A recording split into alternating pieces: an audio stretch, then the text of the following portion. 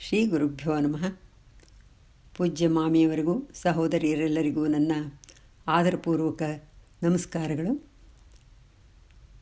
ಭಗವದ್ಗೀತೆ ಶ್ರದ್ಧಾತ್ರಯ ವಿಭಾಗ ಯೋಗ 17ನೇ ಅಧ್ಯಾಯದ್ದು ಚಿಂತನೆಯನ್ನು ಇವತ್ತು ಸ್ವಲ್ಪ ಮಾಡೋಣ. ನೆನ್ನೆಯ ದಿವಸ ಸಾತ್ವಿಕ ದಾನ ರಾಜಸ ದಾನದ ವಿಷಯವಾಗಿ ಹೇಳಿದ್ದೆ. ಇವತ್ತು ತಾಮಸ ದಾನ ಮತ್ತು ಅಕಾಲ ಆದೇಶ ಅಪಾತ್ರದಾನ ಅದರ ಬಗ್ಗೆ, ಆಮೇಲೆ ಓಂ ತತ್ಸತ್ ಅನ್ನೋಂಥ ಒಂದು ಮಹಾವಾಕ್ಯದ ಸ್ವಲ್ಪ ವಿವರಣೆಯನ್ನು ತಿಳಿಸ್ತೀನಿ ಇವತ್ತು. ದಾನ ಅನ್ನೋದು ಸರಿಯಾದಂಥ ಕಾಲದಲ್ಲಿ ಸರಿಯಾದಂಥ ಪ್ರದೇಶದಲ್ಲಿ ಸತ್ತು ಪಾತ್ರರಿಗೆ ಕೊಡಬೇಕು, ಅದು ಸಾತ್ವಿಕ ದಾನ ಆಗುತ್ತೆ ಅಂತ. ಈ ತಾಮಸ ದಾನ ಏನಾಗುತ್ತೆ, ಆದೇಶ ಅಕಾಲ ಅಂತಂದರೆ ಯಾವ ಕಾಲದಲ್ಲಿ ಕೊಡಬೇಕು ಅದು ಬಿಟ್ಟು ಬೇರೆ ಕಾಲದಲ್ಲಿ ಕೊಡೋದು ಅಂತ. ಆದೇಶ ಅಂತಂದರೆ ಕೊಡೋವಂಥ ಆ ಪ್ರದೇಶ, ಆ ಜಾಗ ಸರಿಯಾಗಿರಬೇಕು ಅಂತ. ಮತ್ತು ಅಪಾತ್ರರು, ಯಾರಿಗೆ ಕೊಡಬಾರ್ದೋ ಅಂಥವ್ರಿಗೆ ಅಪಾತ್ರರು ಅಂತಾಗುತ್ತೆ. ಇವರಿಗೆ ಸತ್ಕಾರ ಇಲ್ಲದೆ ತಿರಸ್ಕಾರದೊಡನೆ ಕೊಡಲ್ಪಡುವುದು, ಅಂದರೆ ಆದರ ಇಲ್ಲ ಸುಮ್ಮನೆ ಕೊಡೋದು ಅಂತ ಹೇಳಿ ಕಾಟಾಚಾರಕ್ಕೆ ಕೊಟ್ಟ ಹಾಗೆ ಅದು ಕೊಟ್ಟು ಬಿಟ್ಟರೆ ಅದು ತಾಮಸ ದಾನ ಅಂತ ಅನ್ನಿಸ್ಕೊಳ್ಳುತ್ತೆ. ದಾನ ಕೊಡುವುದರಲ್ಲಿ ನಮ್ರತೆ ಇರಬೇಕು, ದೇಶಕಾಲ ವಿವೇಚನೆ ಇಲ್ಲದೆ. ಹಿಂದೆ ಪಾಕಿಸ್ತಾನಕ್ಕೆ ನಮ್ಮ ದೇಶದಿಂದ 50 ಕೋಟಿ ರೂಪಾಯಿಗಳನ್ನು ಕೊಡಿಸ್ಬಿಟ್ರು. ಅದು ತಾಮಸ ದಾನದ ಪರಮಾವಧಿ ಅಂತ ಹೇಳೋದು. ಯಾಕೆ ಅಂತಂದರೆ ಅವರು 50 ಕೋಟಿ ರೂಪಾಯಿ ತೊಗೊಂಡು ಸುಮ್ಮನಿರಲಿಲ್ಲ. ಪಾಕಿಸ್ತಾನದವರು ಹಿಂತಿರುಗಿ ನಮ್ಮ ದೇಶದ ಮೇಲೆ ಆಕ್ರಮಣ ಮಾಡಿದ್ರು. ಈ ತರಹ ಆಗಬಾರ್ದು. ಇದು ತಾಮಸ ದಾನದ್ದು ಪರಮಾವಧಿ ಅಂತ, ಇದಕ್ಕಿಂತ ಇನ್ನು ತಾಮಸವಾದ ಇಲ್ಲ ಅಂತ ಹೇಳುವಂಥದ್ದು. ಮುಂದಕ್ಕೆ ಓಂ ತತ್ಸತ್ ಅನ್ನೋದನ್ನು ಯಾರು ಬೇಕಾದರೂ ಹೇಳಬಹುದು, ಮಂತ್ರ ಬರದೇ ಇದ್ದವರು ಹೇಳಬಹುದು, ಮಂತ್ರ ಬಂದವರು ಹೇಳಬಹುದು ಅಂತ. ಇದು ಬ್ರಹ್ಮವನ್ನು ತೋರಿಸುವಂಥ ಸಂಕೇತ. ಓಂ ತತ್ ಸತ್ ಅಂತ 3 ಪದ, ಇದು 3 ಹೇಳ್ಬೋದು, 3ರಲ್ಲಿ 1 ಹೇಳಬಹುದು ಅಂತ ಹೇಳ್ತಾರೆ. ಇದು ಬ್ರಹ್ಮ ಸಂಕೇತ. ಓಂಕಾರವನ್ನು ಪ್ರಣವ ಅಂತೀವಿ. ತತ್ ಅನ್ನೋದನ್ನು ಬ್ರಹ್ಮವಾಚಕ ಅಂತಾನು, ಸತ್ ಅನ್ನೋದನ್ನು ಬ್ರಹ್ಮದ ಸ್ವರೂಪ ಲಕ್ಷಣ ಅಂತಾನು ಹೇಳೋದು.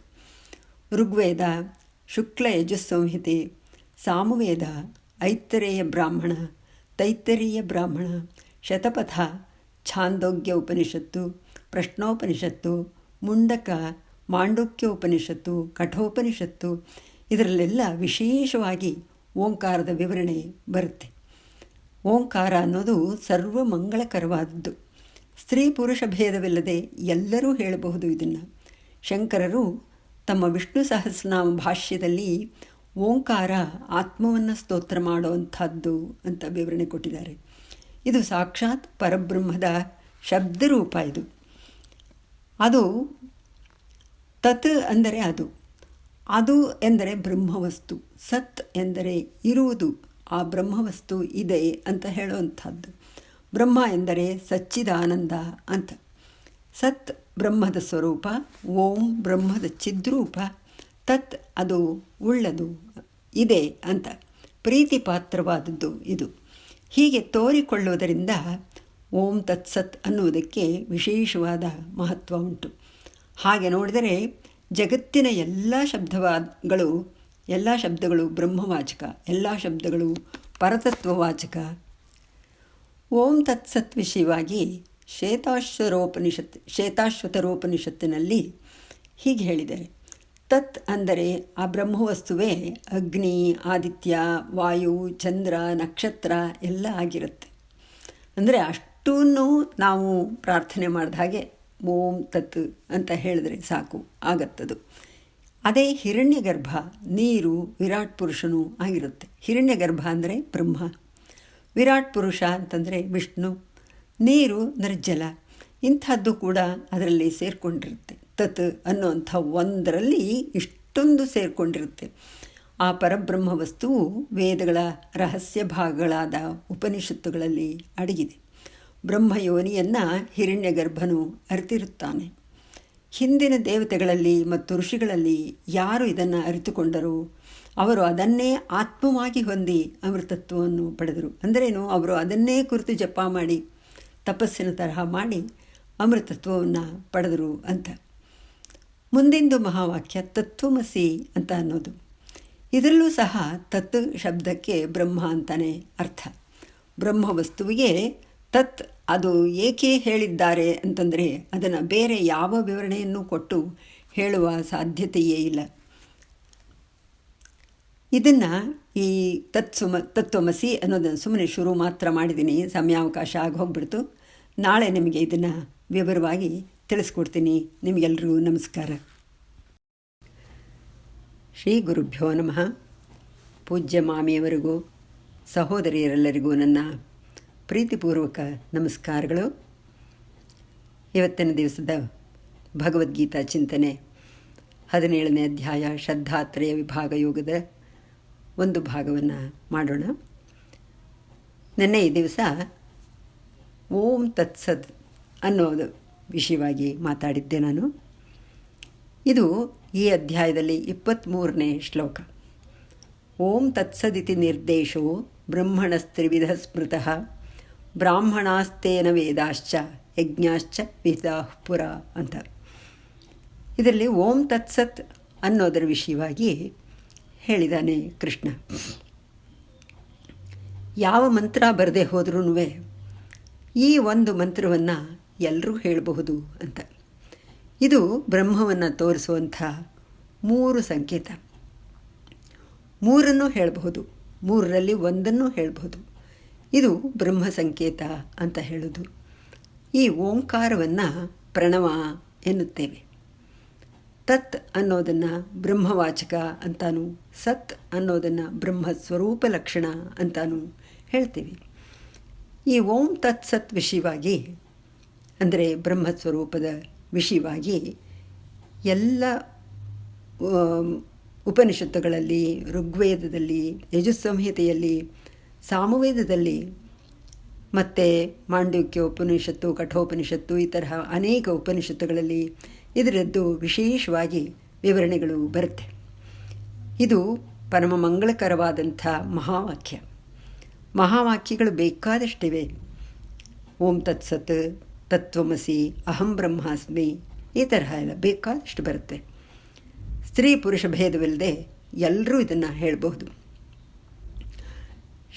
ಶಂಕರಾಚಾರ್ಯರು ವಿಷ್ಣು ಸಹಸ್ರನಾಮ ಭಾಷ್ಯದಲ್ಲಿ ಓಂಕಾರ ಅಂತಂದರೆ ಆತ್ಮವನ್ನು ಸ್ತೋತ್ರ ಮಾಡುವಂಥದ್ದು ಅಂತ ಹೇಳಿದ್ದಾರೆ.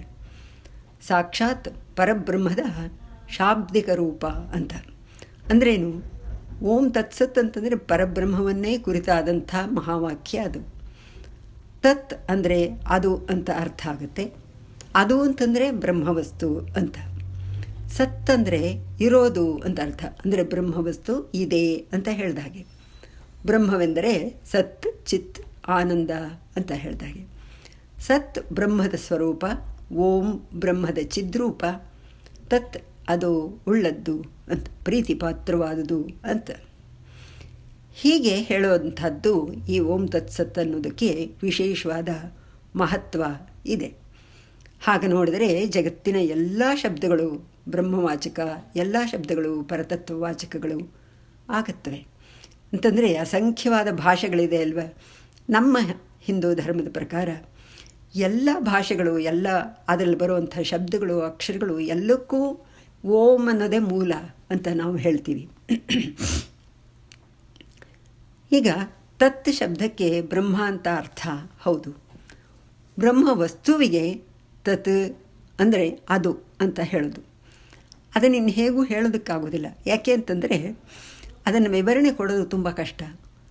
ಅದು ಅನಿರ್ದೇಶ್ಯ, ಅತರ್ಕ್ಯ, ಅನೂಹ್ಯ ಅಂತ ಹೇಳೋದು. ಅಂದರೆ ಬ್ರಹ್ಮವಸ್ತು ಅನ್ನೋದು ನಿರ್ದೇಶ ಮಾಡಿ ಅದು ಹೀಗೆ ಇದೆ ಅಂತ ಹೇಳಿ. ಇವಾಗ ನಾವು ಮಾವಿನ ಹಣ್ಣನ್ನು ನಾವು ಹೀಗಿದೆ, ಇದ್ರ ಗಾತ್ರ, ಇದ್ರ ಬಣ್ಣ, ಇದ್ರ ರುಚಿ, ಈ ಥರ ಎಲ್ಲ ಇದೆ ಅಂತ ನಾವು ಹೇಳ್ತೀವಿ.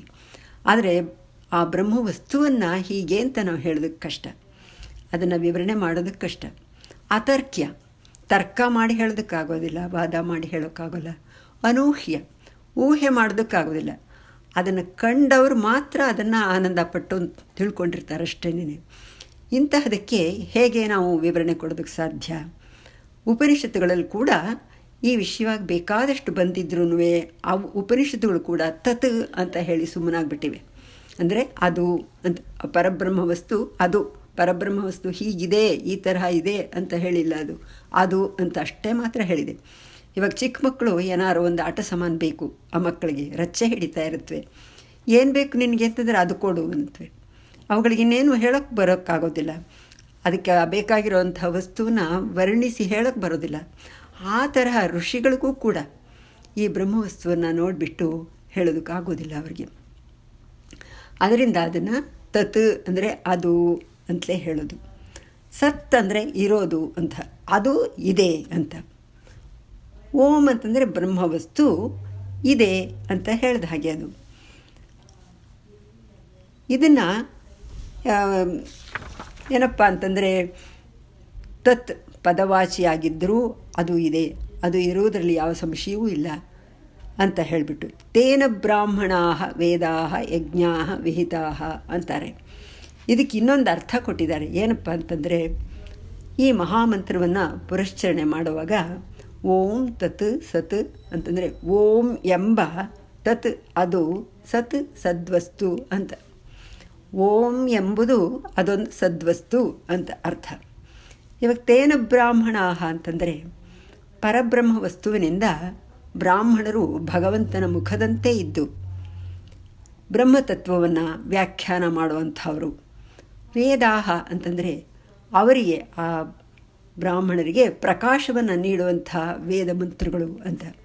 ಮತ್ತು ಯಜ್ಞಾಹ ವೇದದಿಂದ ವಿಧಿಸಲ್ಪಡುವಂಥ ಯಜ್ಞಕರ್ಮಗಳು ಹುಟ್ಟಿಕೊಂಡವು ಅಂತ ಹೇಳಿಬಿಟ್ಟು ಹೀಗೆ ಓಂ ತತ್ಸತ್ ಅನ್ನೋದಕ್ಕೆ ವಿವರಣೆ ಇಷ್ಟು ಇದೆ. ಇದನ್ನು ನಿಮಗೆ ಅರ್ಥವಾಗಿದೆ ಅಂತ ಅಂದ್ಕೊಂಡಿದ್ದೀನಿ ನಾನು. ನಾಳೆ ಮತ್ತೆ ಮುಂದಕ್ಕೆ ಮುಂದುವರಿಸ್ತೀನಿ. ಇವಾಗ ಅವಕಾಶ ಮುಗೀತು. ನಿಮಗೆಲ್ಲರಿಗೂ ನನ್ನ ನಮಸ್ಕಾರಗಳು. ಶ್ರೀ ಗುರುಭ್ಯೋ ನಮಃ. ಪೂಜ್ಯ ಮಾಮಿಯವರಿಗೂ ಸಹೋದರಿಯರೆಲ್ಲರಿಗೂ ನನ್ನ ಪ್ರೀತಿಪೂರ್ವಕ ನಮಸ್ಕಾರಗಳು. ಇವತ್ತಿನ ಭಗವದ್ಗೀತೆ ಚಿಂತನೆಯನ್ನು 18ನೇ ಅಧ್ಯಾಯದಿಂದ ಶುರು ಮಾಡ್ತಾ ಇದ್ದೀವಿ. ಈ ಅಧ್ಯಾಯದ ಹೆಸರು ಮೋಕ್ಷ ಸನ್ಯಾಸ ಯೋಗ ಅಂತ ಹೇಳಿ. 18ನೇ ಅಧ್ಯಾಯದವರೆಗೂ ದೀರ್ಘಕಾಲದ ಪ್ರಯಾಣ ನಡೆದಿದೆ. ಇವತ್ತಿನ ದಿವಸ ಇದನ್ನು ಶುರು ಮಾಡಿ ಇನ್ನೊಂದು ಸ್ವಲ್ಪ ದಿವಸದೊಳಗೆ ಇದು ಮುಕ್ತಾಯವಾಗೋದರಲ್ಲಿದೆ. ನಿಮಗೆಲ್ಲ ನಾ ಹೇಳಿದ್ದು ಅರ್ಥವಾಗಿದೆ ಅಂತ ಅಂದ್ಕೊಂಡಿದ್ದೀನಿ. ಈ ಅಧ್ಯಾಯದಲ್ಲಿ ಎಲ್ಲ ಅಧ್ಯಾಯಗಳ ಸಾರಾಂಶ ಸೇರಿಕೊಂಡಿದೆ. 2ನೇ ಅಧ್ಯಾಯದ 11ನೇ ಶ್ಲೋಕದಿಂದ ಭಗವಂತನ ಉಪದೇಶವು ಆರಂಭವಾಗಿ 30ನೇ ಶ್ಲೋಕದವರೆಗೆ ಜ್ಞಾನಯೋಗವನ್ನು ಹೇಳಿದ್ದಾನೆ. ನಂತರ ಅರ್ಜುನನನ್ನು ಯುದ್ಧಕ್ಕಾಗಿ ಹುರಿದುಂಬಿಸಬೇಕಲ್ಲ ಅಂತ ಹೇಳಿ 39ನೇ ಶ್ಲೋಕದಿಂದ ಹಿಡಿದು ಅಧ್ಯಾಯ ಪೂರ್ತಿ ಕರ್ಮಯೋಗವನ್ನು ಉಪದೇಶಿಸಿದ್ದಾನೆ. ಅವನು ಯುದ್ಧ ಮಾಡೋದಿಲ್ಲ ಅಂತ ಹೇಳಿ ಶಸ್ತ್ರ ಸನ್ಯಾಸ ಮಾಡಿ ಕೂತ್ಕೊಂಡ್ಬಿಟ್ಟಿದ್ದ. ಬಂಧು ಬಳಗವನ್ನು ಕೊಲ್ಲೋದಕ್ಕೆ ನನಗಿಷ್ಟ ಇಲ್ಲ ಅಂತ ಹೇಳಿ ಆವಾಗ ಕೃಷ್ಣ ಅವನನ್ನು ಹುರಿದುಂಬಿಸಬೇಕಾಯಿತು. ಯಾಕೆ ಅಂತಂದರೆ ಯುದ್ಧ ಶುರುವಾಗಬೇಕು ಅನ್ನೋಂಥ ಆ ಟೈಮ್ನಲ್ಲಿ ನಾನು ಯುದ್ಧ ಮಾಡೋದಿಲ್ಲ ಅಂತ ಕೂತ್ರೆ ಏನಾಗಬೇಕು? ಅರ್ಜುನನ್ನು ನಂಬ್ಕೊಂಡಿದ್ದಾನೆ ಧರ್ಮರಾಯ, ಕೆಲಸ ಕೆಟ್ಟೋಗುತ್ತೆ ಅಂತ ಹೇಳಿಬಿಟ್ಟು ಕೃಷ್ಣ ಅವನಿಗೆ ಎಲ್ಲ ಉಪದೇಶವನ್ನು ಹೇಳಿ ಅವನ ಸ್ವಧರ್ಮವಾದಂಥ ಯುದ್ಧವನ್ನು ಮಾಡಬೇಕು, ಅದರಿಂದ ಅವನಿಗೇನೂ ತೊಂದರೆ ಇಲ್ಲ ಅಂತ ಹೇಳೋದನ್ನು ಈ ಅಧ್ಯಾಯದಲ್ಲಿ ಕರ್ಮಯೋಗದ ಮೂಲಕ ತಿಳಿಸ್ತಾನೆ. 3ನೇ ಅಧ್ಯಾಯದಿಂದ ಜ್ಞಾನಯೋಗ, ಕರ್ಮಯೋಗ, ಭಕ್ತಿಯೋಗ, ಆ ಮೂಲಕ ಭಗವತ್ ಪ್ರಾಪ್ತಿ ಈ ವಿಷಯವಾಗಿ ಉಳಿದ ಅಧ್ಯಾಯಗಳಲ್ಲಿ ವಿವರಿಸಿದ್ದಾನೆ. ಆಮೇಲೆ ವಿಶ್ವರೂಪದ ಸಂದರ್ಶನ ಅದನ್ನು ನೋಡಿದ್ದಾಯಿತು ನಾವುಗಳು. ಕೊನೆಗೆ ಇದನ್ನು ಕೇಳಿಬಿಟ್ಟು ಅರ್ಜುನನಿಗೆ ಒಂದು ಸಂಶಯ ಬರುತ್ತೆ. ಏನಂದರೆ ಸನ್ಯಾಸ ಯೋಗ ಅಂತನ್ನುವಂಥದ್ದು ಮತ್ತು ತ್ಯಾಗ, ಈ ಸನ್ಯಾಸಕ್ಕೂ ತ್ಯಾಗಕ್ಕೂ ಏನು ವ್ಯತ್ಯಾಸ ಇದೆ ಅದನ್ನು ತಿಳ್ಕೊಳ್ಬೇಕು ಅಂತ ಆಗುತ್ತೆ ಅವನಿಗೆ ಮನಸ್ಸಿಗೆ. ಅದಕ್ಕೆ ಹೇಳ್ತಾನೆ, ಸನ್ಯಾಸಿ ಯೋಗವೆಂಬ ಜ್ಞಾನಯೋಗದ ತ್ಯಾಗವೆಂಬ ನಿಷ್ಕಾಮ ಕರ್ಮಯೋಗದ ಸ್ವರೂಪ ತತ್ವವನ್ನು ಬಿಡಿಬಿಡಿಯಾಗಿ ತಿಳ್ಕೋಬೇಕು ಅಂತ ಇಚ್ಛೆ ಇದೆ, ಅದನ್ನು ನೀನು ಹೇಳು ಅಂತ ಹೇಳಿ ಅರ್ಜುನ ಕೇಳ್ತಾನೆ. ಈ ಅಧ್ಯಾಯಕ್ಕೆ ಸನ್ಯಾಸ ಯೋಗ ಅಂತ ಅನ್ನೋ ಒಂದು ಹೆಸರುಂಟು. ಭಗವಂತ ತನ್ನ ಉಪದೇಶವನ್ನು ಉಪಸಂಹಾರ ಮಾಡುತ್ತಾ ಸಿಂಹಾವಲೋಕನ ನ್ಯಾಯ ಅಂತಂದ್ರೇನು, ಸಿಂಹ ಸುತ್ತಲೂ ಒಂದು ಸಲ ಅವಲೋಕಿಸುತ್ತೆ ಏನೇನಿದೆ ಅಂತ ಅದಕ್ಕೆ ತಕ್ಷಣ ಗೊತ್ತಾಗತ್ತೆ, ಅದು ಸಿಂಹಾವಲೋಕನ ಅಂತ ಹೇಳಿಬಿಟ್ಟು. ಹಾಗೆ ಈ ಅಧ್ಯಾಯದಲ್ಲಿ ಎಲ್ಲ ಅಧ್ಯಾಯಗಳದ್ದು ಸಾರಾಂಶ ಬರುತ್ತೆ, ಇದರಲ್ಲಿ ಸಂಗ್ರಹವಾಗಿ ಬರುತ್ತೆ. ಇಲ್ಲಿ ಪ್ರಧಾನವಾಗಿ ಕರ್ಮಫಲತ್ಯಾಗ ಮತ್ತು ಕರ್ಮಯೋಗಗಳ ಅನಿವಾರ್ಯತೆ, ಯಜ್ಞ ದಾನ ತಪೋರೂಪವಾದಂಥ ಫಲಾಭಿಸಂಧಿ ಇಲ್ಲದ ಸತ್ಕರ್ಮ ಮತ್ತು ಜ್ಞಾತೃಜ್ಞಾನ ಜ್ಞೇಯ ಕರ್ತೃ ಕರ್ಮ ಈ ತ್ರಿಪುಟಿಗಳ ವಿವೇಚನೆಯನ್ನು ಮಾಡ್ತಾನೆ. ಅಧಿಷ್ಠಾನ ಕರ್ತ ಕರಣ ಚೇಷ್ಟ ಮತ್ತು ದೈವ ಎಂಬ ಪಂಚಕಗಳು ಯಾವುದೇ ಒಂದು ಕೆಲಸ ಮಾಡಬೇಕಾದರೂ ಈ 5 ಹಂತವನ್ನು ದಾಟಬೇಕಾಗತ್ತೆ ಅಂತ. ಆತ್ಮಸಮರ್ಪಣೆ, ಇಚ್ಛಾ ಸ್ವಾತಂತ್ರ್ಯ ಮತ್ತು ವಿಧಿ ಇವುಗಳ ಮೀಮಾಂಸೆ ಬರುತ್ತೆ. ಇಚ್ಛಾ ಸ್ವಾತಂತ್ರ್ಯ ಅಂತಂದರೆ ಸಾಮಾನ್ಯವಾಗಿ ಯಾವುದೇ ಕೆಲಸ ಮಾಡಬೇಕಾದರೂ ನಿಮಗದನ್ನು ಮಾಡಬಹುದಾ ಬಿಡಬಹುದಾ ಅನ್ನುವಂಥ ನಿರ್ಧಾರ ಮಾಡುವಂಥ ಸ್ವಾತಂತ್ರ್ಯ ನಿಮಗಿರುತ್ತೆ. ಆ ನಿರ್ಧಾರ ಮಾಡೋದು ಸರಿಯಾಗಿ ಮಾಡಿದ್ರೆ ಕೆಲಸ ಸರಿಯಾಗಿ ಆಗಿರುತ್ತೆ, ಆ ತರಹ ಅದು. ಅರ್ಜುನ ಸನ್ಯಾಸದ ಮೌಲ್ಯ ಏನು, ತತ್ವ ಏನು ಅಂತ ತಿಳಿಯಲು, ಹಾಗೆ ತ್ಯಾಗದ ತತ್ವ ಮೌಲ್ಯ ತಿಳಿಯಬೇಕು, ಇವೆರಡರ ವ್ಯತ್ಯಾಸವು ತಿಳಿಯಬೇಕು. ಎಷ್ಟೋ ಬಾರಿ ಎರಡನ್ನೂ ಒಂದೇ ಅನ್ನುವ ರೀತಿ ಬಳಸ್ತೇವೆ ಅಂತ ಕೇಳ್ತಾನೆ. ಪರಮಾತ್ಮ ಈ ಪ್ರಶ್ನೆಗೆ ಬಹಳ ಚೆನ್ನಾಗಿ ಉತ್ತರಿಸ್ತಾನೆ. 2ನೇ ಶ್ಲೋಕದಲ್ಲಿ ಕಾಮ್ಯ ಕರ್ಮಗಳೆಲ್ಲವನ್ನೂ ಪೂರ್ಣವಾಗಿ ವಿಧಿವತ್ತಾಗಿ ತ್ಯಜಿಸುವಂಥದ್ದು ಸನ್ಯಾಸ ಅಂತ. ಅಂದ್ರೇನು, ಸನ್ಯಾಸಿಯಾದವನಿಗೆ ಕರ್ಮಗಳನ್ನು ಮಾಡ್ತಾರೆ ಅವರು. ಕರ್ಮ ಮಾಡದೇ ಇರೋಕ್ಕಾಗಲೇ ಜಪ ಮಾಡೋದಾಗಲಿ, ಇದು ಹೋಮ ಹವನ ಇಂಥದ್ದನ್ನು ಎಲ್ಲನೂ ಮಾಡ್ತಾರೆ ಅವರು. ಆದರೆ ಇದು ಯಾವುದರಲ್ಲೂ ಅವರು ಯಾವ ತರಹ ಕರ್ಮಫಲ ಬೇಕು ಅಂತ ಅಪೇಕ್ಷೆ ಪಡೋದಿಲ್ಲ ಅವರುಗಳು. ಅದರಿಂದ ಅವರು ವಿಧಿವತ್ತಾಗಿ ಆ ಫಲವನ್ನು ತ್ಯಜಿಸಿರ್ತಾರೆ. ಅಂದರೆ ನನಗಾಗಿ ನಾನು ಯಾವ ಕರ್ಮವನ್ನು ಮಾಡುವುದಿಲ್ಲ ಅನ್ನುವಂತೆ ಇರಬೇಕು. ಸರ್ವ ಕರ್ಮಗಳ ಫಲವನ್ನು ಬಿಟ್ಟು ಕರ್ಮ ಮಾಡೋದು ಅದು. ಇದನ್ನೇ DVG ಹೇಳ್ತಾರೆ, ಹೊರಗೆ ಲೋಕಾಸಕ್ತಿ ಒಳಗೆ ಸಕಲ ವಿರಕ್ತಿ, ಹೊರಗೆ ಕಾರ್ಯಧ್ಯಾನ ಒಳಗೆ ಉದಾಸೀನ, ಹೊರಗೆ ಸಂಸಾರ ಭಾರ ಒಳಗೆ ತಾತ್ಸಾರ, ಹೊರಯೋಗ ಮಾರ್ಗವಿದು ಮಂಕುತಿಮ್ಮ ಅಂತ. ಅರ್ಥ ಇದಕ್ಕೆ ಸನ್ಯಾಸಿಗಳು ಹೊರಗೆ ಲೋಕದ ಬಗ್ಗೆ ಆಸಕ್ತಿಯಿಂದ ಚಟುವಟಿಕೆಯಿಂದ ಇದ್ದು ಜನರನ್ನ ಸನ್ಮಾರ್ಗಕ್ಕೆ ಹಚ್ಚಲು ಶ್ರಮಿಸುತ್ತಾರೆ. ಆದರೆ ಒಳಗೆ ಅದರ ವಿರಕ್ತಿ ಇರುತ್ತೆ. ಹೊರಗೆ ದೊಡ್ಡ ಸಂಸಾರ ಭಾರ ಇದ್ದೂ ಒಳಗೆ ಅದರ ಬಗ್ಗೆ ತಾತ್ಸಾರದಿಂದ ಇರ್ತಾರೆ. ಇದು ಸನ್ಯಾಸಿಗಳು ಇರುವಂಥ ರೀತಿ ಅಂತ ಕೃಷ್ಣ ವಿವರಣೆ ಕೊಡ್ತಾನೆ. ಇಲ್ಲಿಗೆ ಕಾಲಾವಕಾಶ ಮುಗಿಯಿತು. ನಾಳೆ ಮತ್ತೆ ಮುಂದುವರಿಸ್ತೀನಿ. ನಿಮಗೆಲ್ರಿಗೂ ನಮಸ್ಕಾರ. ಶ್ರೀ ಗುರುಭ್ಯೋ ನಮಃ. ಪೂಜ್ಯ ಮಾಮಿಯವರಿಗೂ ಸಹೋದರಿಯರೆಲ್ಲರಿಗೂ ನನ್ನ ಹೃತ್ಪೂರ್ವಕ ನಮಸ್ಕಾರಗಳು. 18ನೇ ಅಧ್ಯಾಯವನ್ನು ನಿನ್ನೆ ಚಿಂತನೆ ಶುರು ಮಾಡಿದೆ. ಅದು ಮೋಕ್ಷ ಸನ್ಯಾಸ ಯೋಗ ಅಂತ. ಅದರಲ್ಲಿ ಒಂದು ಸ್ವಲ್ಪ ಭಾಗವನ್ನು ಹೇಳಿದ್ದೆ. ಇವತ್ತದನ್ನು ಮುಂದುವರಿಸ್ತಾ ಇದ್ದೀನಿ. ಅರ್ಜುನ ಕರ್ಮತ್ಯಾಗಕ್ಕೂ ಸನ್ಯಾಸಕ್ಕೂ ಏನು ವ್ಯತ್ಯಾಸ ಅಂತ ಕೇಳ್ತಾನೆ. ಅದರದ್ದು ವಿವರಣೆಯನ್ನು ಕೃಷ್ಣ ಕೊಡೋಕ್ಕೆ ಶುರು ಮಾಡ್ತಾನೆ. ಅದರಲ್ಲಿ ಒಂದು ಉದಾಹರಣೆ, ಸನ್ಯಾಸದಲ್ಲಿದ್ದು ಅವರು ಹೇಗೆ ಕರ್ಮಗಳನ್ನು ಮಾಡ್ತಾಯಿದ್ರು ಅಂದರೆ ಆ ಕರ್ಮನ ಯಾವುದನ್ನೂ ಕಾಮ್ಯ ಕರ್ಮವಾಗಿ ಮಾಡ್ತಾ ಇರಲಿಲ್ಲ ಅವರು. ಅದರದ್ದು ಒಂದು ಉದಾಹರಣೆ ಕೊಡ್ತೀನಿ ನಾನು. 2ನೇ ಶ್ಲೋಕದ್ದಿದು. ಹರಿಪ್ರಸಾದ್ ಸ್ವಾಮಿ ಅಂತ ಹೇಳಿಬಿಟ್ಟು ಸ್ವಾಮಿನಾರಾಯಣ ಸಂಸ್ಥೆಯ ಅಧ್ಯಕ್ಷರು. ಇವರು ಗುಜರಾತಿನ ಬರೋಡಾದಲ್ಲಿದ್ದಾರೆ. ಸ್ವಾಮಿನಾರಾಯಣ ಮಂದಿರಗಳು ಬಹಳ ಚೆನ್ನಾಗಿರುತ್ತವೆ, ಅದ್ಭುತ ಕಲಾಕೃತಿಗಳಿಂದ ತುಂಬಿರುತ್ತವೆ, ಶ್ರೀಮಂತವಾಗಿರುತ್ತವೆ. ಹರಿಪ್ರಸಾದ್ ಸ್ವಾಮಿ ಬಹಳ ಪ್ರಭಾವಶಾಲಿ ಅವರು. DVG ಹೇಳಿದ ಹಾಗೆ ಹೊರಗೆ ಲೋಕಾಸಕ್ತಿ ಒಳಗೆ ಸಕಲ ವಿರಕ್ತಿ ಅನ್ನೋಂಥದ್ದಕ್ಕೆ ಉಜ್ವಲ ಉದಾಹರಣೆಯಾಗಿದ್ದಾರೆ ಇವರು. ಇವರ ಒಂದು ಆಫೀಸನ್ನು ತೋರಿಸೋದಕ್ಕೋಸ್ಕರ ಕರ್ಜಗಿಯವರನ್ನು ಸ್ವಾಮಿಗಳು ಕರೆದೊಯ್ದರು. ಕರ್ಜಗಿಯವರ ಹೆಸರು ಬಹುಶಃ ನೀವುಗಳು ಎಲ್ಲ ಕೇಳಿರಬಹುದು ಅಂದ್ಕೊಂಡಿದ್ದೀನಿ. ಇವರು ಕರ್ನಾಟಕದವರು, ಉತ್ತರ ಕರ್ನಾಟಕದವರು. ಡಾಕ್ಟ್ರೇಟ್ ತೊಗೊಂಡಿದ್ದಾರೆ ಕೆಮಿಸ್ಟ್ರಿನಲ್ಲಿ. ಮತ್ತು ಇವರು 70ಕ್ಕೂ ಹೆಚ್ಚು ಸಂಶೋಧನಾ ಲೇಖನಗಳನ್ನು ಬರೆದಿದ್ದಾರೆ. ಶಿಕ್ಷಣ ತಜ್ಞರು, ಪ್ರಾಧ್ಯಾಪಕರಾಗಿದ್ದರು ಮುಂಚೆ, ಆಮೇಲೆ ಪ್ರಾಂಶುಪಾಲರಾಗಿದ್ದರು. ಹೊರದೇಶಗಳಲ್ಲೂ ಕೂಡ ಇವರು ಬಹಳ ಪ್ರಖ್ಯಾತರಾಗಿದ್ದಾರೆ. ಇವರಿಗೂ ಈ ಸ್ವಾಮಿಯವ್ರಿಗೂ ಬಹಳ ಸ್ನೇಹ. ಹಾಗಾಗಿ ಇವರು ಬರೋಡಕ್ಕೆ ಹೋಗಿದ್ದರು. ಅವರದ್ದು ಒಂದು ಆಫೀಸನ್ನು ತೋರಿಸೋದಕ್ಕೋಸ್ಕರ ಇವರನ್ನು ಕರ್ಕೊಂಡು ಮೇಲ್ಗಡೆ ಹೋದರು ಸ್ವಾಮಿಗಳು. ಮೇಲಕ್ಕೆ ಹೋಗೋಕ್ಕೆ ಮುಂಚೆ ಕೆಳಗಡೆ ಶೂಸ್ ಬಿಟ್ಟು ಕರ್ಜಗಿಯವರು ಸ್ವಾಮಿಗಳ ಸಂಗಡ ಮೇಲ್ಗಡೆ ಹೋದರು. ಆಮೇಲೆ ಆ ಇದು ಕೋಣೆಯನ್ನೆಲ್ಲ ನೋಡಿದ ಮೇಲೆ ಅಲ್ಲಿಂದ ಇನ್ನೊಬ್ಬರ ಜೊತೆ ಇನ್ನೊಂದು ಕಾನ್ಫರೆನ್ಸ್ ಹಾಲನ್ನು ನೋಡೋದಕ್ಕೆ ಆ ಕಡೆಯಿಂದ ಮೆಟ್ಲಿಂದ ಇಳಿದುಬಿಟ್ಟು ಹೋದರು. ಅಷ್ಟೊತ್ತಿಗೆ ಸ್ವಾಮಿ ಕಾರಿನ ಬಳಿ ಕಾಯ್ತಾ ಇದ್ದರು. ಕರ್ಜಗಿಯವರು ಅಲ್ಲೆಲ್ಲ ನೋಡಿಕೊಂಡು ಶೂಸ್ ತಗೋಬೇಕು ಅಂತ ಹೇಳಿ ಮಹಡಿ ಮೆಟ್ಲಿನ ಕಡೆಗೆ ಹೋಗ್ತೊಡಗಿದ್ರು.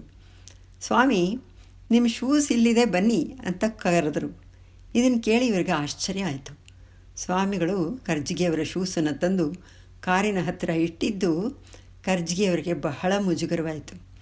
ಲಕ್ಷಾಂತರ ಜನ ದೇವರು ಅಂತ ಭಾವಿಸಿ ಗೌರವಿಸುವಂಥ ಸ್ವಾಮಿ ಇವರ ಶೂಸ್ ತಂದಿಟ್ಟಿದ್ದು ಕರ್ಜಗಿಯವರಿಗೆ ಏನೋ ಒಂಥರ ಮನಸ್ಸಿಗೆ ಬಹಳ ಬೇಜಾರಾಯಿತು, ದುಃಖವಾಯಿತು. ನಿನ್ನ ಸಾಕ್ಸ್ ಕೊಳೆಯಾಗತ್ತೆ, ಶೂಸ್ ತಂದಿಟ್ಟಿದ್ರಲ್ಲಿ ನನಗೇನು ಕಷ್ಟ ಇಲ್ಲ ಬಾ ಅಂದರು. ಇಷ್ಟು ಕಾಳಜಿ ಮಾಡೋವಂಥ ಮನಸ್ಸು ಅವ್ರದ್ದು. ಸ್ವಾಮಿಯವರಿಗೆ 78-79 ವರ್ಷ. ಸ್ವಾಮಿನಾರಾಯಣ ಸಂಸ್ಥೆಯ ಶಾಖೆಗಳು ಅಮೆರಿಕಾದಲ್ಲಿ ಸಾಕಷ್ಟು ಇವೆ. ಅಮೆರಿಕ ದೊಡ್ಡ ದೇಶವಾದ್ದರಿಂದ ಸ್ವಾಮಿನಾರಾಯಣ ಮಂದಿರಗಳಿಗೆ ಹೋಗಬೇಕಾದ್ರೆ ಸಮಯ ಉಳಿಸೋದಕ್ಕೋಸ್ಕರ ಹೆಲಿಕಾಪ್ಟ್ರಲ್ಲಿ ಪ್ರಯಾಣ ಮಾಡ್ತಾರೆ. 3-4 ಸಲ ಕರ್ಜಗಿಯವರು ಅವ್ರ ಜೊತೆಯಲ್ಲಿ ಹೆಲಿಕಾಪ್ಟ್ರಲ್ಲಿ ಹೋಗುವಂಥ ಅವಕಾಶ ಇತ್ತು. ಒಮ್ಮೆ ಹಾಗೆ ಹೋಗ್ತಿದ್ದಾಗ ಸ್ವಾಮಿ ಕಣ್ಣು ಮುಚ್ಚಿ ಕುಳಿತುಕೊಂಡು ಹೆಲಿಕಾಪ್ಟ್ರ್ ಒಳಗೇ ಜೈ ಸ್ವಾಮಿನಾರಾಯಣ್ ಜೈ ಸ್ವಾಮಿನಾರಾಯಣ್ ಅಂತ ಜಪ ಮಾಡ್ತಾಯಿದ್ರು. ಹೊರಗಡೆ ಬೀಚಿಂದು ಅದ್ಭುತವಾದಂಥ ದೃಶ್ಯ, ದಟ್ಟವಾದ ಕಾಡುಗಳು, ಜಲಪಾತಗಳು ಎಲ್ಲ ಹೋಗುವಾಗ ಕಾಣಿಸ್ತಾ ಇತ್ತು. ಸ್ವಾಮಿಗಳಿಗೆ ಇದ್ರ ಮೇಲೆ ಗಮನವೇ ಇಲ್ಲ, ಕಣ್ಮುಚ್ಕೊಂಡು ಕೂತ್ಕೊಂಡ್ಬಿಟ್ಟಿದ್ದಾರೆ. ಅಂಥ ಅವಕಾಶ ಇವರಿಗೆ ತಪ್ಪಿ ಹೋಗುತ್ತಲ್ಲ ಅಂತ ಹೇಳಿ ಕರ್ಜಗಿಯವರು ಅವ್ರನ್ನ ಕೂಗಿ ಈ ದೃಶ್ಯವನ್ನು ನೋಡಿ ಬಹಳ ಚೆನ್ನಾಗಿದೆ ಅಂದರು. ಅವರು ಒಮ್ಮೆ ಕಣ್ಣು ತೆರೆದು ಭಗವಂತನ ಲೀಲೆ ಅಂತ ಹೇಳಿ ಪುನಃ ಕಣ್ಮುಚ್ಚಿ ಜಪ ಮಾಡೋಕ್ಕೆ ಶುರು ಮಾಡ್ಕೊಂಡ್ಬಿಟ್ರು. ಕರ್ಜಗಿಯವರು ಯೋಚಿಸಿದ್ರು, ಸ್ವಾಮೀಜಿಗಳು ಸನ್ಯಾಸಿಗಳು, ಅವರಿರುವ ಆಶ್ರಮ ಶ್ರೀಮಂತವಾಗಿದೆ, ಅಡ್ಡಾಡೋದು ಹೆಲಿಕಾಪ್ಟರ್ನಲ್ಲಿ, ಇದೆಂಥ ಸನ್ಯಾಸ. ಆದರೆ ತಮಾಷೆ ಅಂದರೆ ಅವರು ಹೆಲಿಕಾಪ್ಟರ್ನಲ್ಲಿ ಕೂತಿದ್ದಕ್ಕೂ ಮನೆಯಲ್ಲಿ ಹಾಸಿರುವಂಥ ಜಮಖಾನದ ಮೇಲೆ ಕೂತಿದ್ದಕ್ಕೂ ಏನೂ ವ್ಯತ್ಯಾಸವೇ ಇಲ್ಲ. ಹಾಗೆ ಧ್ಯಾನ ಮಾಡ್ತಾ ಇದ್ದಾರೆ, ಏಕ ಧ್ಯಾನ ಅವ್ರದ್ದು. ಅತ್ತಿತ್ತ ಇರುವ ದೃಶ್ಯಾವಳಿಗಳನ್ನು ನೋಡುವಂಥ ಚಪಲವೇ ಇಲ್ಲ. ಕರ್ಜಗಿಯವರು ಸ್ವಾಮಿಯನ್ನು, ನೀವು ಹೆಲಿಕಾಪ್ಟರ್ನಲ್ಲಿ ಏಕೆ ಪ್ರಯಾಣ ಮಾಡ್ತೀರಿ ಅಂತ ಕೇಳಿದ್ರು. ಅದಕ್ಕವರು, ಬಹಳ ದೊಡ್ಡ ದೇಶವಲ್ಲ, ಬೇಗ ಹೋಗಬೇಕು, ಭೇಟಿ ಮಾಡುವಂಥ ಸ್ಥಳಗಳು ತುಂಬ ಇವೆ, ರೈಲು ವಿಮಾನ ತಡವಾಗುತ್ತೆ, ಆದ್ದರಿಂದ ಹೆಲಿಕಾಪ್ಟರ್ನಲ್ಲಿ ಪ್ರಯಾಣಿಸ್ತೀನಿ. ಇಲ್ಲಿಂದ ಅಲ್ಲಿಗೆ ಹೋಗೋವರೆಗೆ ಅವನ ಕೆಲಸ, ಅಂದರೆ ದೇವ್ರ ಕೆಲಸ, ಹೋದ ಮೇಲೆ ನನ್ನ ಕೆಲಸ ಅಂದರು. ಮಗುವಿನಂಥ ಮನಸ್ಸವರದ್ದು. ಅದನ್ನು ತೋರಿಸೋದಕ್ಕೆ ಇನ್ನೊಂದು ಉದಾಹರಣೆ ಏನಂದರೆ, ಒಂದು ಮಗು ಬಿದ್ದು ಮಂಟಿ ತರ್ಚ್ಕೊಂಡು ಗಾಯವಾಯಿತು, ಅಳ್ತಾ ಇತ್ತು. ತಕ್ಷಣ ಇವರೇನು ಮಾಡಿದರು, ನೀರು ತರಿಸ್ಬಿಟ್ಟು ತಾವು ಹುಟ್ಟಿದ್ದ ಕಾವಿಯನ್ನೇ ಒಂದು ತುದಿಯನ್ನು ನೀರಲ್ಲಿ ಅದ್ದಿ ಅದರ ಗಾಯವನ್ನು ತೊಳೆದು ಅದಕ್ಕೆ ಉಪಚಾರ ಮಾಡಿದರು. ಅವ್ರ ಕಣ್ಣಲ್ಲಿ ನೀರು ಬರ್ತಾಯಿತ್ತು. ಯಾಕೆಂದ್ರೆ ಮಗುಗೆ ಗಾಯ ಆಗಿದೆಯಲ್ಲ ಅಂತ ಇವ್ರ ಕಣ್ಣಲ್ಲಿ ನೀರು. ಇದು ಸನ್ಯಾಸತ್ವ, ಇದು ಸನ್ಯಾಸದ ಮೌಲ್ಯ ಅಂತ ಗೊತ್ತಾಗತ್ತೆ. ಅಂದರೆ ಎಲ್ಲ ಜನಗಳ ದುಃಖವನ್ನು, ಕಷ್ಟಕ್ಕೆ ಸ್ಪಂದಿಸ್ತಾರವರು. ತಾವು ಯಾವ ಕಾರ್ಯವನ್ನು ಮಾಡದೆ ಹೋದ್ರೂ ಅವರ ಹೃದಯ ಅಷ್ಟು ಬೆಣ್ಣೆಯಂತೆ ಮೃದು. ಪರಮಾತ್ಮನಲ್ಲೇ ಯಾವಾಗಲೂ ಮನಸ್ಸು. ಯಾರಿಗೇನೇ ಕೆಲಸವನ್ನು ಮಾಡಿಕೊಟ್ರೂ ಅದರಲ್ಲಿ ಯಾವ ತರಹ ಅಂಟು ಅವ್ರಿಗಿರ್ತಾ ಇರಲಿಲ್ಲ. ಅದು ಪರಮಾತ್ಮನ ಕೆಲಸ ಅಂತ ಮಾಡೋವಂಥದ್ದು. ಇದು ಏನಪ್ಪ ಅಂತಂದರೆ, ಡಿ ವಿ ಜಿ ಅವರು ಹೇಳಿದರು ಹಾಗೆ, ಹೊರಗೆ ಲೋಕಾಸಕ್ತಿ, ಒಳಗೆ ಸಕಲ ವಿರಕ್ತಿ ಅಂತ. ಅಂಥ ಜೀವನ ಇರಬೇಕು ಸಂಸಾರ ಸನ್ಯಾಸಿಗಳಿಗೆ. ಕರ್ಮಗಳನ್ನೆಲ್ಲ ಫಲತ್ಯಾಗ ಮಾಡುವಂಥದ್ದು ಮನಸ್ಸು, ಜಪ ಮಾಡುವಂಥದ್ದು ಒಳಗಿನ ಮನಸ್ಸು, ಹೀಗಿರಬೇಕು ಅಂತ ಹೇಳ್ತಾರೆ. ಇದೊಂದು ಉದಾಹರಣೆ ಹೇಳಿ ಇಲ್ಲಿಗೆ ಮುಗಿಸ್ತೀನಿ. ಇವತ್ತು ಸಮಯಾವಕಾಶ ಆಗೋಯ್ತು. ನಾಳೆ ಮತ್ತೆ ಮುಂದುವರಿಸ್ತೀನಿ. ನಿಮಗೆಲ್ರಿಗೂ ನಮಸ್ಕಾರ. ಶ್ರೀ ಗುರುಭ್ಯೋ ನಮಃ. ಪೂಜ್ಯ ಮಾಮಿಯವರಿಗೂ ಸಹೋದರಿಯರೆಲ್ಲರಿಗೂ ನನ್ನ ಆದರಪೂರ್ವಕ ನಮಸ್ಕಾರಗಳು. ಇವತ್ತು ಗೀತಾ ಚಿಂತನೆಯಲ್ಲಿ 18ನೇ ಅಧ್ಯಾಯ ಮೋಕ್ಷ ಸನ್ಯಾಸ ಯೋಗದ ವಿಷಯವನ್ನು ಚಿಂತನೆಯನ್ನು ಮಾಡೋಣ. ಅರ್ಜುನ ಕೇಳಿದ ಪ್ರಶ್ನೆಗೆ ಕೃಷ್ಣ ವಿವರಣೆ ಕೊಡ್ತಾ ಇದ್ದಾನೆ. ಪರಮಪೂಜ್ಯ ರಂಗಪ್ರಿಯ ಮಹಾದೇಶಿಕರಂಥ ಸನ್ಯಾಸಿಗಳು ಸನ್ಯಾಸ ಧರ್ಮದ ಸಾಕಾರ ಸ್ವರೂಪರಾಗಿದ್ದಂಥದ್ದು ಎಲ್ರಿಗೂ ತಿಳಿದೇ ಇದೆ. ಇನ್ನೂ 10 ಮಠಾಧಿಪತಿಗಳು, ಉದಾಹರಣೆಗೆ ಶೃಂಗೇರಿ ಮಠ, ಇನ್ನು ಹೊಳೆ ನರಸೀಪುರದ ಮಠ, ಇದೆಲ್ಲ ಲೋಕಕ್ಕೆ ಉಪಕಾರ ಮಾಡುವಂಥ ರೀತಿಯಲ್ಲಿ ಇದ್ದಾರೆ. ಇದೆಲ್ಲಕ್ಕಿಂತ ಮಿಗಿಲಾದದ್ದು ಕರ್ಮಫಲ ತ್ಯಾಗ ಅಂತ ಕೃಷ್ಣ ಹೇಳ್ತಾನೆ. ಇದು ಸಾರ್ವಕಾಲಿಕವಾದದ್ದು. ಕರ್ಮ ಮಾಡೋದು, ಅದರ ಫಲ ತ್ಯಾಗವನ್ನು ಮಾಡೋದು, ಇದು ಯಾವತ್ತಿಗೂ ಇರೋವಂಥದ್ದೇ. ಯಾವ ಯುಗದಲ್ಲಿ ತಗೊಂಡ್ರೂ ಇರೋವಂಥದ್ದೇ. ಇದು ಬರೀ ತ್ರೇತಾಯುಗಕ್ಕೆ ಅಥವಾ ಕೃತಯುಗಕ್ಕೆ ಮೀಸಲು ಅಂತ ಏನೂ ಇಲ್ಲ. ಕಲಿಯುಗದಲ್ಲಿ ಕೂಡ ಮಾಡಬಹುದು. ಇರುವಂಥ ಮನಸ್ಸೊಂದು ಸರಿಯಾಗಿದ್ದರೆ ಕರ್ಮಫಲ ತ್ಯಾಗ ಮಾಡಿ ನಮ್ಮ ಪೂರ್ವಾರ್ಜಿತವನ್ನು ಕಳ್ಕೊಳ್ಬಹುದು. ದಂಡ ಕಮಂಡಲು ಲಾಂಛನವುಳ್ಳಂಥ ಸನ್ಯಾಸ ದೇಶ ಕಾಲ ಮತಕ್ಕೆ ಅನುಸಾರವಾಗಿ ಬದಲಾಗಬಹುದು. ಒಂದು ದೇಶದಲ್ಲಿದ್ದಂತೆ ಇನ್ನೊಂದು ದೇಶದಲ್ಲಿರೋಲ್ಲ, ಹಿಂದಿನ ಕಾಲದಲ್ಲಿದ್ದಂತೆ ಈಗಿನ ಕಾಲದಲ್ಲಿರೋಲ್ಲ, ಒಂದು ಮತಕ್ಕೆ ಇದ್ದಂತೆ ಇನ್ನೊಂದು ಮತಕ್ಕಿರೋದಿಲ್ಲ, ವ್ಯತ್ಯಾಸವಾಗಿರುತ್ತೆ. ಆದರೆ ಕರ್ಮಫಲ ತ್ಯಾಗಕ್ಕೆ ಮಾತ್ರ ದೇಶ ಕಾಲ ಜಾತಿ ಮತ ಯಾವುದ್ರ ಗೋಜೂ ಇಲ್ಲ. ಯಾವ ದೇಶದಲ್ಲಿ ಯಾವ ಕಾಲದಲ್ಲಿ ಬೇಕಾದ್ರೂ ಫಲತ್ಯಾಗ ಮಾಡಿ ಕರ್ಮ ಮಾಡಬಹುದು. ಮನಸ್ಸೊಂದು ಮುಖ್ಯವಾಗಿರಬೇಕಷ್ಟೆ. ಜಾತಿ ಮತನೂ ಅದಕ್ಕೆ ಬರೋದಿಲ್ಲ ಅಡ್ಡಿ.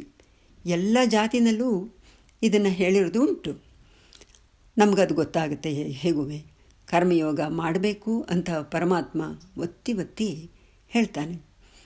ಪರಮಹಂಸ ಪರಿವ್ರಾಜಕಾಚಾರ್ಯರಾದಂಥ ಮಹಾವಿದ್ವಾಂಸರಾದಂಥ ಅಷ್ಟಾಂಗ ಯೋಗ ಮಂದಿರದ ಯೋಗಿ ವರೇಣ್ಯರು ಪರಮಪೂಜ್ಯ ಶ್ರೀ ಶ್ರೀ ಶ್ರೀ ರಂಗಪ್ರಿಯ ಮಹಾದೇಶಿಕರು ಆ ತರಹನೇ ಇದ್ದಂಥವರು.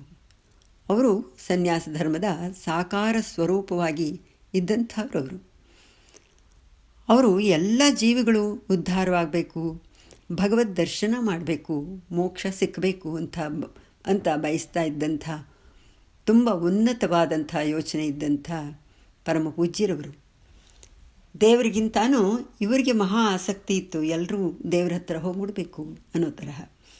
ತಮ್ಮ ಹತ್ತಿರ ಬಂದವರನ್ನು ಪಕ್ಕದಲ್ಲಿ ಕೂರಿಸ್ಕೊಂಡು ಅಧ್ಯಾತ್ಮದ ಬಗ್ಗೆ ಏನೂ ತಿಳಿದೇ ಇದ್ರೂ ಅವರಿಗೆ ಜೀವನದಲ್ಲಿ ಒಂದು ಪರಮಧ್ಯಾಯ ಇದೆ, ಭಗವಂತನನ್ನು ಸಾಕ್ಷಾತ್ಕಾರ ಮಾಡಿಕೊಳ್ಳೋದು ಅಂತ ಹೇಳಿ ತಿಳುವಳಿಕೆ ಕೊಡ್ತಾಯಿದ್ರು. ಹಾಗೆ ಪರಮಭಕ್ತರಾದವರು ಬಂದರೆ ಅವರಲ್ಲಿದ್ದಂಥ ಭಕ್ತಿಯನ್ನು ಇನ್ನಷ್ಟು ವೃದ್ಧಿಪಡಿಸಿ ಸಾಧನ ಮಾರ್ಗಕ್ಕೆ ಹಚ್ತಾಯಿದ್ರು. ಈ ಕೆಲಸವನ್ನು ಅವರು ಒಂದೆರಡು ದಿವಸ ಮಾಡಲಿಲ್ಲ. ತಮ್ಮ ಚಿಕ್ಕ ವಯಸ್ಸಿನಿಂದನೂ ಇದನ್ನು ಮಾಡಿಕೊಂಡು ಬಂದಂಥವರು. ಲೆಕ್ಕವಿಲ್ಲದಷ್ಟು ಜನರನ್ನು ಭಕ್ತಿ ಮಾರ್ಗಕ್ಕೆ, ಸನ್ಮಾರ್ಗಕ್ಕೆ ಅವರು ತಗೊಂಡು ಹೋಗಿದ್ದಾರೆ. ಅವರಿಗೆ ತಮ್ಮ ಒಂದೊಂದು ಮಾತಿನಲ್ಲೂ ಒಂದೊಂದು ಕೃತಿಯಲ್ಲೂ ಅವರ ಪ್ರತಿ ಉಸುರನಲ್ಲೂ ಪರಮಾತ್ಮನ ನಾಮವನ್ನು ತುಂಬಿಕೊಂಡಿದ್ರು. ಅವರು ಅನೇಕ ಕಡೆ ಪ್ರವಚನಗಳನ್ನು ಮಾಡ್ತಾ ಇದ್ದಿದ್ದುಂಟು. ಅವರು ಪ್ರವಚನಕಾರರು ಅಂತಲೇ ಪ್ರಸಿದ್ಧಿ ಬಂದಿತ್ತವರು. ಅದು ಮುಗಿದ ಮೇಲೆ ಎಷ್ಟೋ ಜನ ಇವರನ್ನು ಪ್ರಶ್ನೆ ಕೇಳಬೇಕು ಅಂತ ಬರೋರು. ಇವ್ರಿಗೆ ಆಯಾಸ ಆಗಿದ್ದರೂ ಅದನ್ನು ತೋರ್ಪಡಿಸ್ಕೊಳ್ತಾ ಇರಲಿಲ್ಲ. ಅವರು ಸಮಾಧಾನವಾಗಿ ಅವರು ಕೇಳಿದಂಥ ಪ್ರಶ್ನೆಗಳಿಗೆಲ್ಲ ಸಂದೇಹವನ್ನು ಪರಿಹಾರ ಆಗೋ ಹಾಗೆ ಸೂಕ್ತವಾಗಿ ಉತ್ತರ ಹೇಳ್ತಾಯಿದ್ರು. ಅವರು ಒಂದೇನು ಮಾಡೋರು ಅಂತಂದರೆ, ಹಾಗೆ ಬಂದವರನ್ನು ನಿಮ್ಮ ಹೆಸರೇನು ಅಂತ ಕೇಳೋರಂತೆ. ಅವರ ಹೆಸರು ಹೇಳಿದ್ದನ್ನು ತಗೊಂಡು ಭಗವನ್ ನಾಮಕ್ಕೆ ಜೋಡಿಸಿ, ಭಗವಂತನಿಗೆ ಸಾವಿರಾರು ಹೆಸರುಗಳು ಉಂಟು ಅಲ್ವೇ, ಅದರ ಜೊತೆಯಲ್ಲಿ ಜೋಡಿಸಿ ಅವ್ರು ಕೇಳಿದಂಥ ಪ್ರಶ್ನೆಗೆ ಉತ್ತರವನ್ನು ಅದಕ್ಕೆ ಹೊಂದಿಸಿ ಹೇಳ್ತಾ ಇದ್ದುದೇ ಒಂದು ಚಮತ್ಕಾರವಾಗಿರ್ತಾಯಿತ್ತು. ಕೇಳೋದಕ್ಕೆ ತುಂಬ ಸಂತೋಷವಾಗ್ತಾಯಿತ್ತು ಅಂತ ಅದನ್ನು ಕಂಡು ಕೇಳಿದವರು ಹೇಳ್ತಾರೆ. ಹಾಗೆ ಜೊತೆಗೆ ಇವರು ಬಹಳ ದಯಾಳುಗಳಾಗಿದ್ದಂಥವರು. ಆರ್ಥಿಕವಾಗಿ ಕಷ್ಟದಲ್ಲಿರುವವರನ್ನು ಕಂಡ್ರೆ ತುಂಬ ಮರುಗ್ತಾ ಇದ್ದರು. ಅವರಿಗೆ ಧನ ಸಹಾಯವನ್ನು ಮಾಡ್ತಾಯಿದ್ರು. ಅದು ಹೇಗೆ ಮಾಡ್ತಾಯಿದ್ರು? ಅವರು ತಟ್ಟೆನಲ್ಲಿ ದುಡ್ಡು ತುಂಬಿಟ್ಕೊಂಡಿರೋರು. ಹೀಗೆ ಯಾರಿಗಾರು ಅವ್ರಿಗೆ ಕೊಡಬೇಕು ಅಂತ ಅನ್ನಿಸ್ಬಿಟ್ರೆ ಎಣಿಸೋ ಪ್ರಶ್ನೆ ಇಲ್ಲವೇ ಇಲ್ಲ. ಕೈ ಹಾಕೋದು, ಆ ಕೈಗೆ ಎಷ್ಟು ಬಂತೋ ಅಷ್ಟನ್ನು ಕೊಟ್ಬಿಡೋದು. ಹೀಗೆ ಇದನ್ನು ನೋಡಿದ್ರೆ ಧರ್ಮಸ್ಥಳದ ಹೆಗ್ಗಡೆ ಅವರದ್ದು ಜ್ಞಾಪಕ ಬರುತ್ತೆ ನನಗೆ. ನಾನು ಒಂದು ಸಲ ಧರ್ಮಸ್ಥಳಕ್ಕೆ ಹೋಗಿದ್ದಾಗ, ತುಂಬ ಹಿಂದೆ ಆಯಿತು ಈ ವಿಷಯ. ಆವಾಗ ಅಲ್ಲಿಗೆ ಒಬ್ಬರು ಬಂದರು. ಅವರು ಏನೋ ಒಂದು ತಮ್ಮ ಕಷ್ಟವನ್ನು ಏನೋ ಹೇಳ್ಕೊಂಡ್ರು. ಇವರು ಆ ಟೇಬಲ್ಗೆ ಒಂದು ಕಡೆ ಒಂದು ಚೀಲನ ನೇತಾಕಿದ್ರು. ಅದರೊಳಗಡೆ ಕೈ ಹಾಕಿದರು. ಯಾವುದೋ ಒಂದು ಚೆಕ್ ಬುಕ್ ಬಂತು ಕೈಗೆ. ಸರಿ ಬರೆದ್ರು, ಸೈನ್ ಮಾಡಿದ್ರು, ಕೊಟ್ಟುಬಿಟ್ರು. ಆ ಬ್ಯಾಗ್ ಒಳಗೆ ಭರ್ತಿ ಚೆಕ್ ಬುಕ್ಗಳೇ, ಯಾವ್ದು ಸಿಕ್ತೋ ಅದನ್ನು ತೊಗೊಂಡು ಇವ್ರು ಭರ್ತಿ ಮಾಡಿಬಿಟ್ಟು ಕೊಡೋದು ಅಂತ ಹೇಳಿಬಿಟ್ಟು. ಈ ತರಹ ಸ್ವಭಾವ ಅವರುಗಳಿಗೆ. ಇದು ಸ್ವಭಾವನ ಸದ್ಗುಣಗಳು, ಮಹಾ ಸದ್ಗುಣಗಳು. ಇದು ಎಲ್ರಿಗೂ ಬರೋದಿಲ್ಲ ಆ ತರಹ. ಹೀಗೆ ರಂಗಪ್ರಿಯ ದೇಶಿಕರು ತಾವರೆ ಎಲೆ ಮೇಲಿನ ನೀರಿನಂತೆ ಅವರ ಮನಸ್ಸು ಯಾವುದರಲ್ಲೂ ಅಂಟುತ್ತಾ ಇರಲಿಲ್ಲ. ಆದರೆ ಕುಟುಂಬಗಳ ವಿಷಯವಾಗಿ ತಿಳಿದು ಸಹಾಯ ಮಾಡುವಂಥ ಪ್ರವೃತ್ತಿ ಮಾತ್ರ ಅವರಿಗಿತ್ತು. ಅವರು ಹೇಳೋರು ಹೇಗೆ ಅಂತಂದರೆ, ಒಂದು ಕೈನಲ್ಲಿ ಭದ್ರವಾಗಿ ಭಗವಂತನನ್ನು ಹಿಡ್ಕೊಂಬಿಡೋದು, ಇನ್ನೊಂದು ಕೈನಲ್ಲಿ ವ್ಯವಹಾರವನ್ನು ಮಾಡೋದು, ಎರಡನ್ನೂ ಒಟ್ಟೊಟ್ಟಿಗೆ ಮಾಡೋದು ಅಂತ ಹೇಳ್ತಾ ಇದ್ರಂತೆ ಅವರು. ಹಾಗೆ ಶ್ರೀಕೃಷ್ಣನಿಗಿಂತ, ಶ್ರೀರಾಮನಿಗಿಂತ, ಮಹಾದೇವ ಶಿವನಿಗಿಂತ ಯತಿಗಳು ಯಾರಿದ್ದಾರೆ? ಕಾಷಾಯವನ್ನುಡದೆಹ ಯತಿ ಅಂತ ಶ್ರೀರಾಮನಿಗೆ DVG ಅವರು ಹೇಳ್ತಾರೆ. ಕೃಷ್ಣನಿಗಿಂತ ದೊಡ್ಡ ಸನ್ಯಾಸಿ ಯಾರೂ ಇಲ್ಲ. ಮಹಾದೇವ ಹೆಂಡತಿಯನ್ನು ಮೈಯೊಳಗೆ ತುಂಬಿಕೊಂಡಿದ್ದರು, ಅರ್ಧನಾರೀಶ್ವರನಾಗಿದ್ದರೂ ಸನ್ಯಾಸಿಗಳಿಗೆ ಸನ್ಯಾಸಿಯಾಗಿ ಆದರ್ಶಭೂತವಾಗಿದ್ದಾನೆ ಅಂತ ಕಾಳಿದಾಸ ವರ್ಣಿಸಿದ್ದಾನೆ. ಹೀಗೆ ಸನ್ಯಾಸಿಯಾಗಿದ್ರೂ ಕರ್ಮಫಲ ತ್ಯಾಗದಿಂದ ಅವರುಗಳು ಸನ್ಯಾಸ ಆಶ್ರಮವನ್ನೂ ಮಾಡಿ ಕರ್ಮವನ್ನೂ ಮಾಡಿ ಎರಡನ್ನೂ ಹೇಗೆ ತೂಗಿಸ್ಕೊಂಡು ಹೋಗ್ತಾಯಿದ್ರು ಅನ್ನೋದು ನಮಗೆ ಇದರಲ್ಲಿ ಗೊತ್ತಾಗತ್ತೆ. ಇಲ್ಲಿಗೆ ನಾನು ಇವತ್ತಿನ ಪ್ರವಚನ ಮುಗಿಸ್ತೀನಿ. ನಾಳೆ ದಿವಸ ಮುಂದುವರಿಸೋಣ. ನಿಮಗೆಲ್ರಿಗೂ ನಮಸ್ಕಾರ.